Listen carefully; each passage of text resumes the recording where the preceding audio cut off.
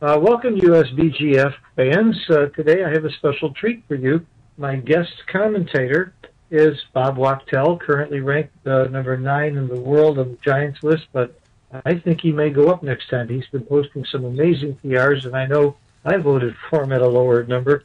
And Bob wrote a book back in 1993 that I read years ago called In the Game to the End, and I was very excited to hear that he's going to do a new version about that. So Bob's here to tell us a little about what he's got planned, and he's going to show us a sample position from that book. Bob, would you maximize the screen on the XG here by hitting the maximize button right there?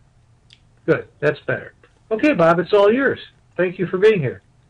Sure. Thank you, Phil, for the introduction. That was very nice, and I wouldn't agree with your voting profile, but I appreciate the thought. Here's the story. I wrote a book in 1993 that was sort of a chess player's backgammon book. It was an attempt to analyze the contact positions at the end of an ace-point game when basically the person who had the ace-point game has missed all the shots or never got a shot, and the person who's bearing off against the ace-point is down to checkers, just a few checkers on his 3 and 2 points. And in these kinds of positions, which I considered the most primitive but sort of the most fundamental, white who's white in this position, always has to decide whether to stay or go. And this isn't a money game or in the beginning of a long match. It's not, forget about match conditions at the moment. Well, wait 1 second, Bob. Before we talk about this specific position, real quick, your 1993 book, what did you do for analysis? Were you using Snowy or Jellyfish or what? There were no computers, and there were no analysis programs. And okay, so you just rolled everything out by hand and just guessed? I rolled everything out, or I used rollout results that other people had found, but I also did a lot of simple calculations. Now, in these positions, if black bears off successfully, the game ends in a few rolls. So you can always calculate this using multiplication, division, that sort of thing. I got you. What the results are until somebody hits somebody, like and then things get complicated, and that's where I had to rely on rollouts and on sort of the knowledge of the time, and some of these things have been played as propositions for years and years at the Mayfair Club. Well, I remember interviewing you a couple of years ago, and in the interview you said that most of the results that you published in that first book have pretty well been proven to be correct and have held up according to XG. Why are you writing another book? Well, they do hold up in the what you call the gross results, the really big questions, the stay and go questions. But in the details that I used to make the decisions, there's some errors and actually some pretty big discrepancies.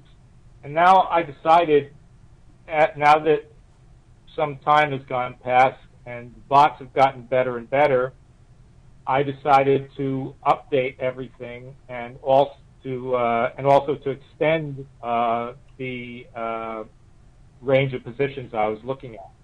Okay, one last question before we get into this position.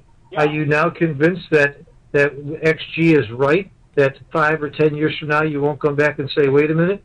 I'm absolutely not convinced of that. And in fact, some of the positions are so difficult that version 2 of XG, which is the version that all of us have now, can't handle them at all.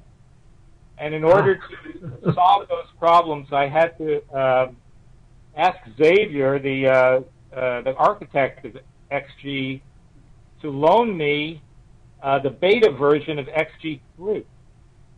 Turns out XG3 is a lot smarter than XG2, and it's been trained to handle containment positions on a lot of these positions that occur in this kind of situation after a checker's been hit are containment positions. Well, I'll tell you a little secret.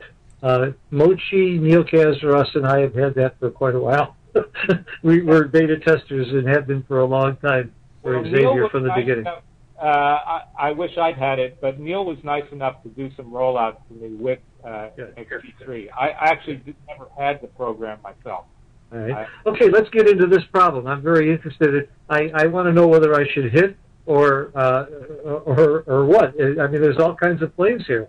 I can play off the 2 point with both checkers. I can play off the 3. I can pick and pass, or I can play both off the 3.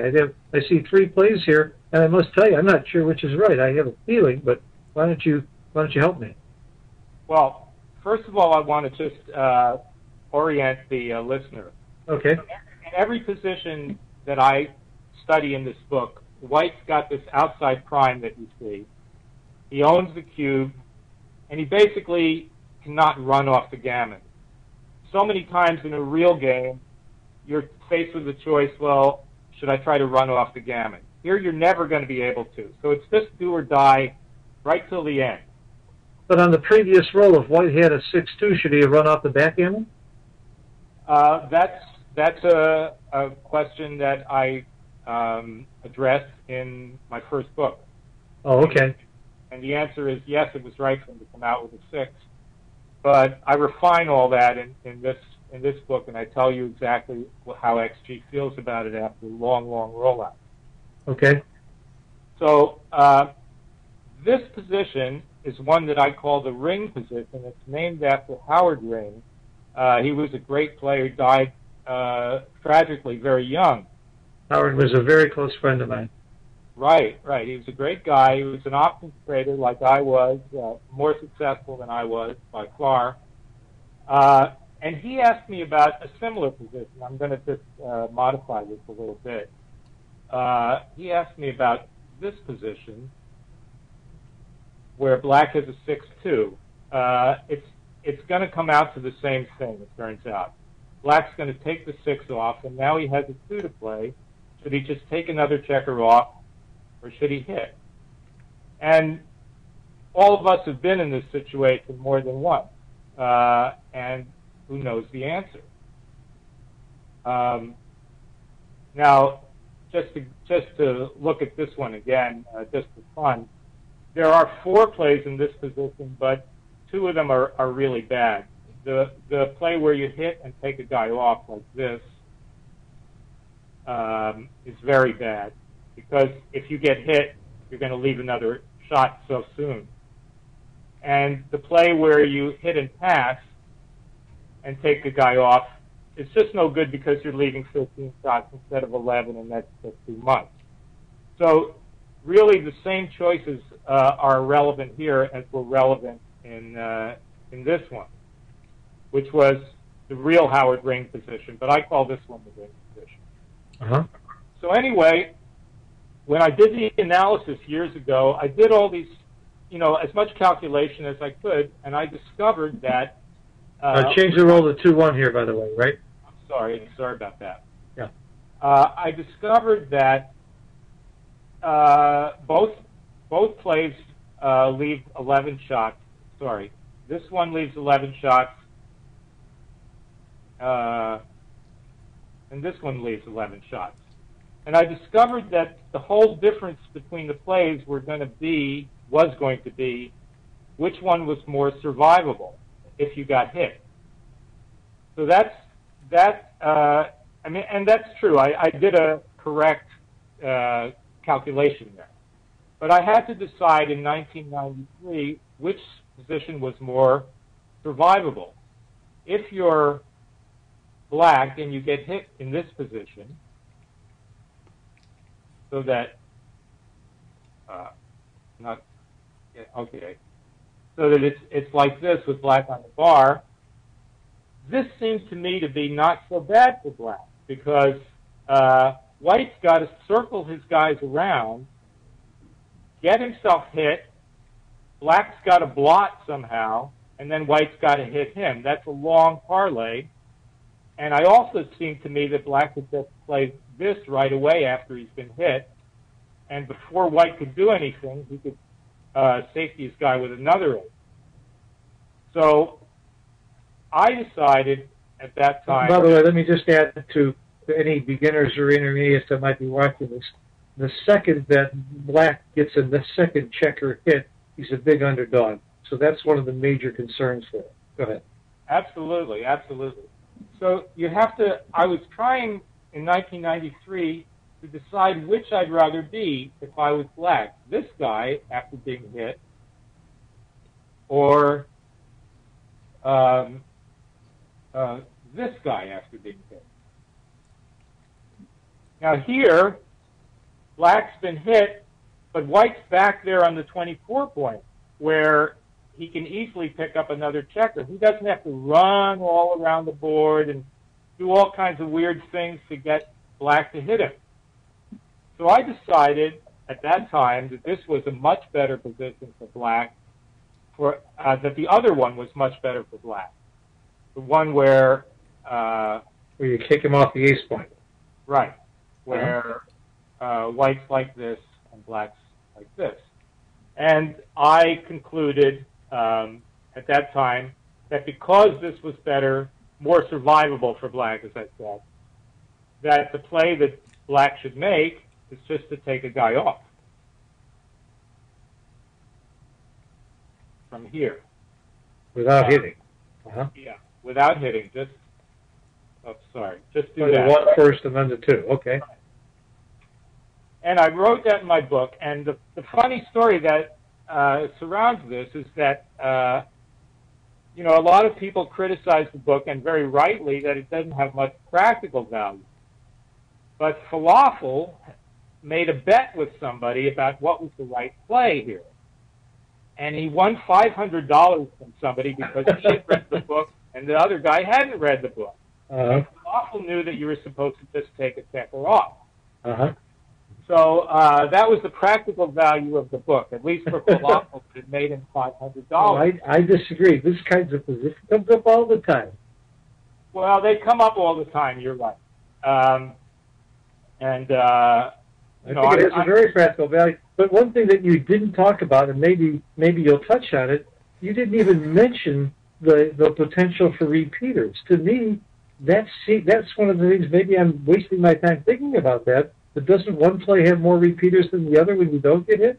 That's a great question, Phil. And I couldn't have coached you better to ask if I had coached you to ask that question, because the very first position that I talk about in the 1993 book, and I was completely right about that. It's not really a complicated thing at all. Is if white misses in this position, should he run? So let's put white on roll, and let's say he rolls a 6-1. Should he stay or go? Well, it turns out that he should go. So there are no repeaters here. I see, except it scores where backgammons don't matter, maybe. Absolutely. This is all non-match, non-blah, blah, blah. Right. By Okay. the way, this one, if he rolls a 6, it's right for him to stay. Yeah, I wonder how big a mistake it would have been to stay, because I have to admit I was trying to debate whether I stay or go there, and I wasn't sure. It's not big, but it's okay. It's clear. It's clear, but not big. Okay, but if he's wrong to stay, you're happy that he stays because it's wrong. Right. Okay. So there are no repeaters. Okay, interesting. Yes. So now let's fast forward to the present day. It turns out that I was that the survivability issue that I thought I had, or I guessed at 20 years ago, I was completely wrong about. It turns out that that this position with black on the bar and the corresponding position, like this one, with black on the bar, are almost exactly equal. And that's sort of like a miracle. But the survivability of these two is exactly equal. And that means that the original position, the stay or go position question, which is how to play the 2-1, the 2-1 from here, is exactly equal as well. It's actually, after extensive rollouts, the two plays are so close, and I'm going to bring it up and show you the. But basically, what you're saying is Falafel should refund the money that he won't. That's exactly right. I'm sure he will too. I'll give him a call. It wasn't me, by the way, that he met. I'm not dumb enough to bet Falafel or you or somebody like that when they tell me they want to bet. Here you can see the analysis, and this is after really some very high-powered rollouts that Neil helped me with. 002? Yeah, 002. I mean, basically nothing. So I can see why you don't have confidence that 10 years from now this might change. Yeah, exactly. Yeah. And, I mean, also, like, it's sort of nice to know you can't do anything wrong here, but it's disappointing to me that there's not a better result, that there's not a more definitive result. Oh, don't say you can't do anything wrong. I see 3 other plays that are horrible, and lots of people would make them. They would. Yeah, nobody's going to leave doubles 2 blots, but all the other plays are pretty rad too. Yeah. This is fascinating, and it's a fascinating insight. And I want to cut you off here because I want to do more videos with you. And unless you have something very poignant about this position, I do have one more question. Would all of this change if White's prime was different? If it was an inside prime and maybe he had the 2 and the 3 points covered, he rolled it forward and rolled it back, would that change anything? Changes, but not that much. Not that much. This prime is the perfect prime for White to catch more checkers. It gives him the most time. If you put the prime forward, it doesn't really matter until you get the prime two spaces forward, and then White his equity starts to suffer after he's hit. Okay. Now, Bob, in your defense, I want to say this.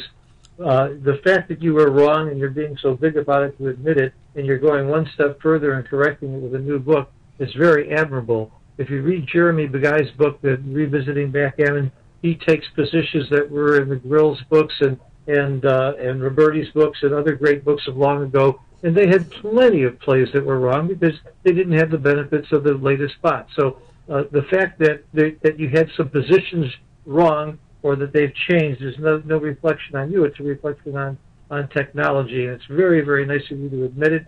Share it with us. When's the new book going to be out?